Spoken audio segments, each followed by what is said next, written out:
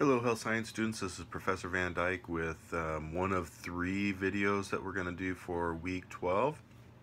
And the first is on atmosphere, the second was on air quality, and the third is on noise. The noise is going to be pretty short, so I apologize having to tack on three videos, but you'll see that with the third one it is fairly short. So this is week 12. A couple quick announcements. Your papers and videos have all been graded. If you have not received grades for those, make sure and communicate with me through email to william.vandyke@csusb.edu. If you have not turned it in yet, there is still time, so make sure and get those to me. You don't want to miss out on those points. It's quite a bit. So keep that in mind. Reviews for the papers and presentations of your classmates, the videos and the papers that I put on there that are kind of some of my favorites. Make sure and review too. This is going to give you your attendance points for the semester, and you have to review either two papers or two presentations, or one paper and one presentation. They don't have to be from the same author, obviously, so make sure that you get a chance to review those and send that in to me through email as well. So with that, we'll go ahead and jump right into the week 12 lecture. With regard to your reviews, they are due by the final, which is December 10th. But do yourself a favor and don't wait on that. Just do it soon, so that way you don't have it kind of hanging over your head. And with that, we'll jump into the week 7 lecture, which is atmosphere. So with atmosphere, with regard to atmosphere, we're on slide 1. The mesosphere is from 30 to 54 miles. The stratosphere is from 8 to 30 miles. And the troposphere is from 0 to about 8 miles up. So again, with regard to the atmosphere, I want you to understand these terms, that in regard to the air around us, we're essentially living in what's called the troposphere. And as you can see with this slide, the ozone is from 10 to 30 miles up, which places it in the stratosphere. And this is the good ozone, right? This is the ozone that we want. But certainly we do have ozone that exists here in the troposphere, and we'll talk a little bit about that as the lecture progresses. So keep that in mind.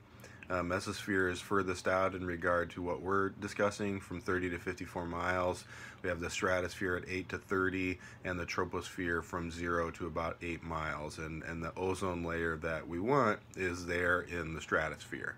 So moving on to slide 2, this is a video that I don't have linked. But if you want, you'll find videos. So these videos are actually on your content if you want to watch them, but they certainly will not be part of the test materials. On to slide 3, and again, as I'd mentioned before, we have the mesosphere, the stratosphere, and the troposphere here. If you start at the Earth, essentially you have the troposphere, then you have the stratosphere, and then the mesosphere, and then you move up into the outer atmosphere, which we're really not too concerned with. On to slide 4. So air composition is primarily nitrogen, as you see here, at 78%, and then oxygen at 21%, and then trace elements beyond that, certainly carbon dioxide, which is supposed to be at 0.03%, but tends to be higher in some instances. Now, obviously, having oxygen at 21% is a good thing. If you ever have noticed that an oxygen tank will have the flammability sign on it, because an oxygen-rich environment is very flammable, and certainly we don't run into that because of the 78% nitrogen in the atmosphere around us. So moving on to slide 5. Solar radiation, we'll talk a little bit about this. And again, we're not purely talking about air quality, we are talking about a number of things in regard to the atmosphere. So with radiation, on a clear day, about 20% radiation is lost due to scattering, reflection, and absorption. And we'll talk a little bit about the albedo effect, which is why we're losing about 20% of that radiation. On a cloudy day, a very high percentage of the solar radiation is lost. For obvious reasons, it's going to be reflected off of the clouds and whatnot. It's not going to hit the Earth, so we lose some of that solar radiation. Moving on to slide 6, as I'd mentioned with the albedo effect, You have snow, ice, and sand, which are going to reflect a lot of that solar radiation. And then you have things like forests and water, which are going to have a much lower albedo, so they're going to absorb some of that solar radiation. And this comes in it becomes very much more interesting when you begin to consider things like the climate change, global climate change. I hesitate to say global warming because, as you know, we're having a tough time with people understanding global warming, especially when winters can be so particularly cold. But with the slide on slide 6, you'll notice that shortwave radiation, a lot of it is going to bounce back off of the clouds and whatnot, and long wave radiation will do the same, but have different effects in regard to what it will do to the atmosphere itself.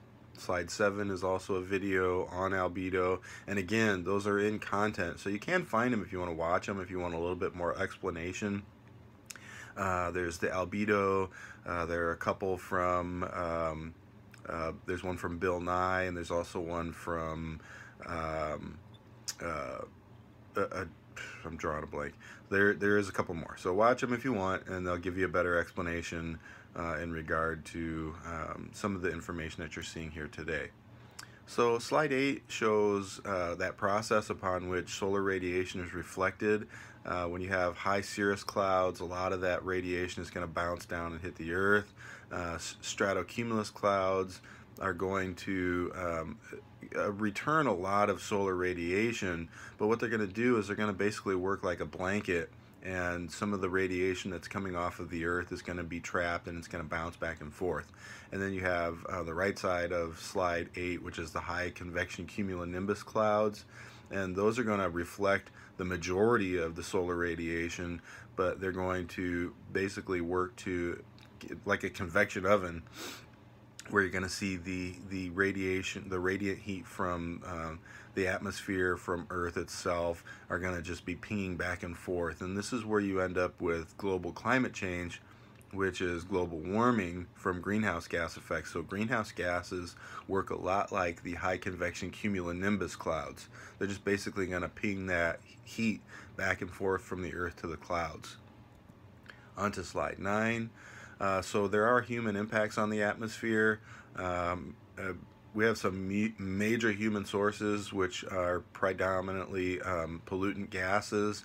We'll call them NOx and SOx and carbon monoxide. So NOx, you can put any number there, NO2, NO3, and then SOx, SO2, SO3. So when you see people talk about these greenhouse gases, a lot of the time they're going to talk about NOx and SOx, and these are human introduced pollutants that can be problematic for the environment. And these are going to have an impact in regard to changes in the atmospheric components. So certainly if you add a lot more carbon monoxide, you're going to increase these greenhouse gases that can be problematic for the environment. Excuse me. So depletion of ozone layer can also occur, and this is from chlorofluorocarbons, and we'll talk a little bit about that in a future slide. And then rising carbon dioxide levels, which are going to increase global warming. Okay, so yes, global warming. We can't actually say global warming at this point. It's not just climate change, but it's going to affect us in regard to global warming itself. On to slide 10. Slide 10 is the process upon which ozone is actually depleted. So as you remember, ozone exists primarily in the stratosphere from about 10 to 30 miles up. And when we release chlorofluorocarbons, they will actually go into the stratosphere and begin to break down and destroy ozone. So as you remember, there used to be a hole over Antarctica, which has shifted and changed in size over periods of time, and a lot of that was caused in accordance with a lot of the scientific journals that it was caused by chlorofluorocarbons. So chlorofluorocarbons, essentially what they're going to do is they're going to interact with the ozone model, which is O3. So you see the formation in the first, so O2 exists as a diatomic molecule, and then an ozone is, or an oxygen molecule is added to that to generate O3, and that is ozone generation. And then you also see just below that is ozone being destroyed. Essentially, you have O2, which is how oxygen is naturally going to exist, and then you add that chlorine molecule to it and it will break it apart. And there's another slide that shows that a lot better. But CFCs come in from refrigerants. It's a chilling agent. It's used in aerosols like spray aerosols. Fortunately for us, we don't use those anymore, but they do still use them in parts of the world. On to slide 11. Here's a process that really shows how chlorofluorocarbons will break apart ozone. It's kind of a step-by-step process. Number one, the CFCs are released into the environment. They raise up into the ozone layer, which is in the stratosphere, and then UV releases chlorine from the CFC, so the UV light is going to break it down and a chlorine molecule will be released. And then number four, the chlorine molecule is going to destroy the ozone. 5, it's going to deplete the ozone, which is going to generate more ultraviolet light onto the earth, and then more UV will generate more skin cancer. So when you look at that process step by step below that, you can see the chlorofluorocarbon with the chlorine molecules. It has 3 to give up. It's going to get broken apart by UV radiation, and then it's going to cleave off that chlorine molecule. The chlorine molecule is going to collide with the ozone molecule. It's going to steal away an oxygen, which essentially is going to break ozone apart. So at this point, it's no longer O3, so it's no longer ozone at that point. It's just an oxygen molecule that's been cleaved off and bonded to the chlorine molecule, and O2, which is no longer going to have that beneficial quality that ozone has in the stratosphere. As you remember, ozone is good where it belongs, but it's actually a criteria air pollutant here in the troposphere. On to slide 12. So depletion of the ozone layer will result in UV radiation from the sun increased, and in 1992 they did a modeling exposure assessment that said that there will be about another 200 million additional cases of skin cancer between now and 2075. So 2075 is a long ways off, but that's 200 million more cases. That's a lot, and in regard to that, you definitely want to do the best you can to protect yourself from solar radiation, and certainly do the very best you can to avoid that process upon which skin cancer is developed. And we'll talk some more about that coming up here shortly. On to slide 13. So rising CO2 levels, these are some of the causes that we have that will increase the CO2 levels around us. And again, increases in CO2, you're increasing a greenhouse gas, which is negative for individuals, it's negative for the environment. And some of the sources from that, we have fossil fuel combustion, so obviously our cars, our trucks, trains, things like that. But we also have destruction of the forest cover. So the more you destroy the forests, the less carbon dioxide is going to be absorbed by trees and whatnot. And what a tree will actually do is it will store away carbon dioxide in what's called a carbon sink that is below the tree. It's basically like it's saving food for the future, for when carbon dioxide would be more lean. So when you cut down these trees, you lose the ability for that carbon sink to be developed, and therefore there's less carbon dioxide that will be absorbed and more of it will stay in the environment. The big piece though is that fossil fuel combustion. So much carbon dioxide is released from the fossil fuels, and if you watch the Bill Nye video and some of the other videos, you'll really see that with regard to the challenges we face with CO2. So the third is poisoning of the oceanic phytoplankton by pollutants, and these things are being entered into the sea. So seen a lot of papers in regard to ocean acidification, which is a big process. So as we have more acid rain and whatnot, increases in carbon dioxide, those will acidify the ocean, and that's going to poison the phytoplankton, among other things. It's going to create problems for a lot of things in the ocean, including the barrier reefs and things like that. And then number 4 is global warming and greenhouse effect. 1 degree rise in the last century, which doesn't sound like much, but we've really seen some interesting things occur. And then number 5, other greenhouse gases like methane, which come from a lot of sources, including cows, and it also comes from being released from the global ice caps melting, so a lot of greenhouse gases coming from those, but we produce a lot of greenhouse gases as well. So certainly CFCs, water vapor, things like that, NOx and SOx again. So on to slide 14, some impacts of global warming, and these are going to be pretty straightforward. Let's just call this impacts of climate change. Obviously, I wrote these slides a long time ago, back before we found out that global warming was too confusing for people to understand. So it could also say impacts of climate change. So number 1, diminishing crop yields due to drier climates. So as we experience these weird weather patterns, we're going to start to see more desertification. So as you remember, that's that process upon which once fertile land becomes more desert-like. And that can really be a problem when we're trying to feed this exponential growth curve. So you remember, we're on a J curve of human growth, but the process upon which growth for agriculture increases is more additive. So we have a really tough time keeping up with our food demands. Next is loss of biodiversity. So we're going to start losing temperature-dependent species, and you really see this with plants. So there's always been this debate on whether or not in our lifetime the Joshua trees will die.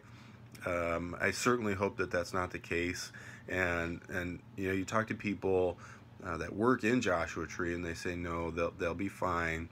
But how long will that last? You know, because Joshua trees only exist at a very specific location because of the fact that they're temperature and climate dependent. As that changes, we begin to start seeing things like maybe penguins and polar bears starting to suffer first, but we really see this with the plants, and they're going to have a tough time with trying to survive massive changes to the environment. So number 3 is rising sea levels due to thermal expansion and water and melting of the Antarctic ice sheets.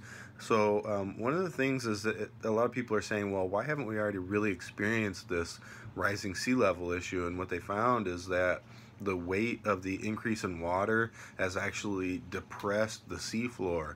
So we would actually see a lot more flooding. We would see the disappearance of certain islands had it not been for the fact that the seafloor has actually compressed because of the increase in weight to the oceans themselves. So rising sea levels will certainly happen, and you can see this if you talk to people that live in places like Venice. Obviously, they have already experienced this and begun to experience it. And then number 4, we'll also start to see human illnesses that will be affected by global climate change. So increases in morbidity and mortality due to these higher temperatures. We certainly already noticed that there's a change in regard to heart rate, heart-associated issues. So heart attacks and strokes have begun to increase, and in part because of global climate change. 1, because of the stress, but also 2, because of the fact that the body has to work harder when there's not as much oxygen that's being displaced by carbon monoxide, carbon dioxide, sulfur dioxide, NOx and SOx, those things as well. So cancer's on the rise from more solar radiation, but also vector-borne diseases will begin to affect us as well. So you've probably heard of the ankle biter mosquito. It's not supposed to be here. And certainly with the way that we're interacting with the environment and the way we move through the world, it has had an impact on that as well. Slide 15 was a video. Again, you can check these out. They're in content. And I think almost all the extra videos that are in content were from this lecture. So check them out if you want. Slide 16 is just a graphic of solar radiation. This is a descriptor of the greenhouse gas effect. But again, those videos that are in content, they're really fantastic. So I would encourage you to check those out. Slide 17. So how do we manage this change in regard to global climate change? So these are some of the options that we have on slide 17. We can obviously improve energy efficiency, which we're doing a really great job at. So our cars are much more efficient. We have hybrid cars and things like that. So improving energy efficiency is great. This is one of the reasons we have additives in our gasoline. So we're looking for those means to do that. Number two is replacing fossil fuels with soft energy path technologies like solar and wind and wave powers. These are all very excellent tools that we have in regard to replacing fossil fuels, and we're doing a really great job at that. Trust in this, okay? Your generation has done an amazing job of making changes with these utilizations of these soft energy paths. And then number three, we can reverse our forest losses and start generating more CO2 sinks. And you definitely see that. People want to plant more trees, and that's a good thing. Reducing CFCs, that's something we've absolutely done, and we don't use CFCs here in the United States anymore. But if you have an old refrigerator in your garage, there's a possibility that the chilling agents in that refrigerator may be CFCs. And then taxing use of fossil fuels. This is another policy option which nobody wants. Who wants to pay more at the gas pump? No, nobody does. So, again, if we keep utilizing these soft energy paths, that's a good thing. So obviously there are some obstacles to this. So energy use, we continue to skyrocket. And then we also have a lot of special interest groups that want to make sure that we continue to use as much fossil fuel as possible. So these are some of the obstacles for us to make these changes. 18 is another video. 19, we're going to discuss some clean energy options. So number 19 is a solar farm. What you have is the towers in the center have superheated fluids that retain heat. Those work like a giant piston engine moving a piston up and down, and as that moves from the heat from the solar panels, it will actually generate an extraordinary amount of energy. The nice part about the superheated fluid model that you see here is that it retains the heat throughout the night and continues to generate energy even though the sun is not actually shining. So this is a massive solar farm, but look around. I mean, you see so much empty space. Slide 20 is another video that is again in your content. Slide 21, you can see the San Jacintos behind this beautiful image of our wind farms here, and you begin to see these popping up all over the United States. Definitely a very good use of areas that have high wind, like the 10 freeway corridor. It's a great spot for these wind farms. Slide 22 is wave power. This is something that is another great option because, unlike the solar power or the wind, we're always having waves from the pull of the moon, the tides, and this is something that works 24/7 to generate energy. And you can see that they've thought about putting these up in Eureka and have begun that process to try to figure out whether or not these are a good investment in regard to generating energy. Slide 23 is another model for generating power from that tidal effect. So you can see that it's not just the pistons rising up and down, but it's also little fan blades underneath it. Fairly unpopular because a lot of people believe these would hack people up and hack fish up, like scuba divers and things like that. So these they tend to be more frowned upon. And then slide 24 is, so this is actually in my backyard. No, I'm just kidding. I wish I had a Tesla. But this is kind of the dream within a dream, is where you have an electric car that is powered by solar power. I mean, this is truly the direction that we're heading. And this is something that, I know for me, I pay $80 a month, $80 a week for gas. And if I could switch over to something like this, I absolutely would. But of course, on my teacher's salary, a Tesla is a little outside my price range. Maybe I need to start looking into like a Toyota Prius or something like that. But this really is a perfect scenario here. Slide 25 is hydroelectric dams. So you see the process here. You have a reservoir that is built up from a river behind a hydroelectric dam. It goes through an intake grate, it turns a turbine and makes a great deal of power. This is a really great tool and it works out very well. If you've ever watched Zombieland, This was the reason they actually still had power. They mentioned it in the first Zombieland. Because our hydroelectric dams, they just keep working, and they work very well. So this, you see a hydroelectric dam here, slide 25.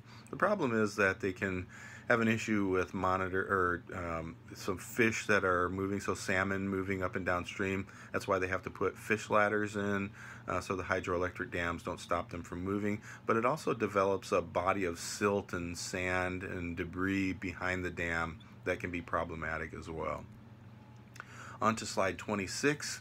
This is an important component for me that I want you to understand. So environmental justice, so as you remember with PCBs, environmental justice is something that we really tend not to serve. And if you think about where we put our hazardous waste dumps and things like that, they tend to be in areas where there's more poverty.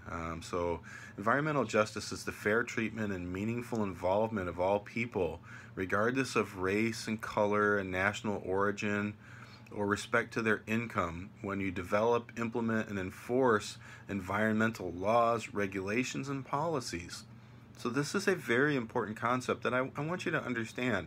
Environmental justice should not just be for the top 1%. It's for everybody. And this is something that we strive for in regard to pushing for environmental policies. Okay? So, oh my gosh, I sound like Mr. Mackey there. So on to slide 27. This is one of my favorite quotes, and this is the last slide for this particular lecture, and then we'll move on to the next. This is from Maya Angelou, and she states, "Do the best you can until you know better. Then when you know better, do better." And I think that's something that we're doing now. We do know better, and we're pushing for these things. And certainly when you talk about losing jobs in the fossil fuel industry, those are very rapidly being replaced by jobs in renewable energy. And it was one of the fastest growing sectors over the last several years. It's a real benefit to us, but in addition, it's really something that your generation, my generation, Generation X, millennials, and so on, Z, all these different generations, recent generations, are making huge strides towards management and utilization of soft energy paths. And this will be something that will be the landmark cornerstone pieces of our generation's abilities to think and create an environment and an atmosphere and a world that we can really be proud of. And this is your generation at work. So keep that in mind, that we are doing better. And if you were to travel back in time to the 70s, you would see air quality that was absolutely atrocious and horrifying. And we'll talk a little bit about that in the next lecture. So again, we're doing a great job. And I used to poll all my classes, and I would say, do you think things are better now, or do you think things were better in the past? And, you know, when you think about the past, I think a lot of people think of 1800s, but trust me, you would not want to live in a time that didn't have antibiotics. And with the 70s, the 60s, 70s, the air quality was terrible. Certainly before that, in the 20s, water quality was dangerous. So we're living in great times right now, and we're making huge strides. And if we keep moving forward in a positive direction, we will see our success will begin to bear fruit for us. The question really becomes, as you remember, that human growth curve, that J curve, can we sustain it, and how long can we sustain it? So do the best you can until you know better. Then when you know better, do better. And this is an important component to success in life as a species and as individuals too. So with that, I'm going to close out this lecture and start the next video.